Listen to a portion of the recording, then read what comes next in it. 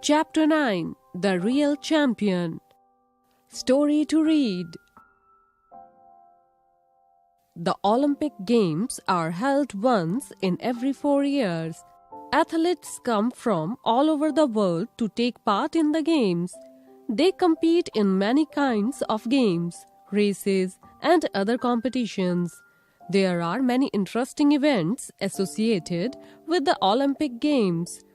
Here is one such story of a person who not only won a gold medal for rowing in the Olympic Games of 1928, but also the hearts of millions who saw him win. His name was Bobby Pierce. He was born in Sydney in Australia. His father was a great sculling champion.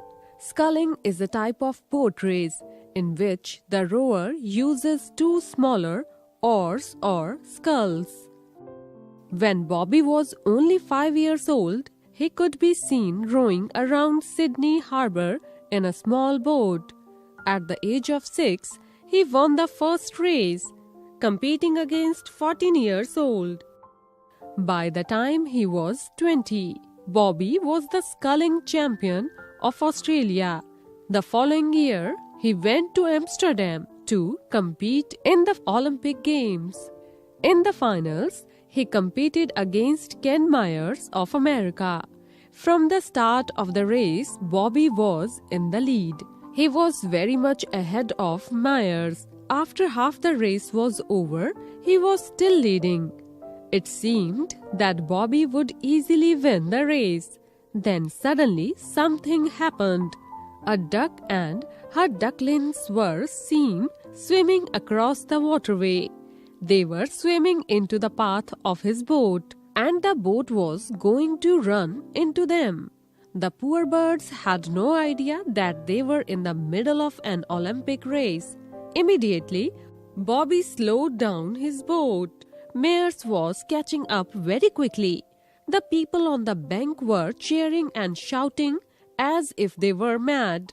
But Bobby waited until all the ducklings were out of danger. Then he picked up speed again and went on to win the race easily. Of all the Olympic champions, it was he who won everybody's heart. A Dutch newspaper wrote, "He won the goodwill of the children of Amsterdam."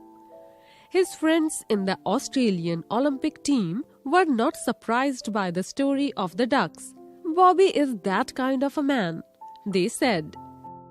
From the age of 6, Bobby Pierce competed in races for 33 years. He stopped taking part in sports in 1945. In all these years, he had never lost a single race.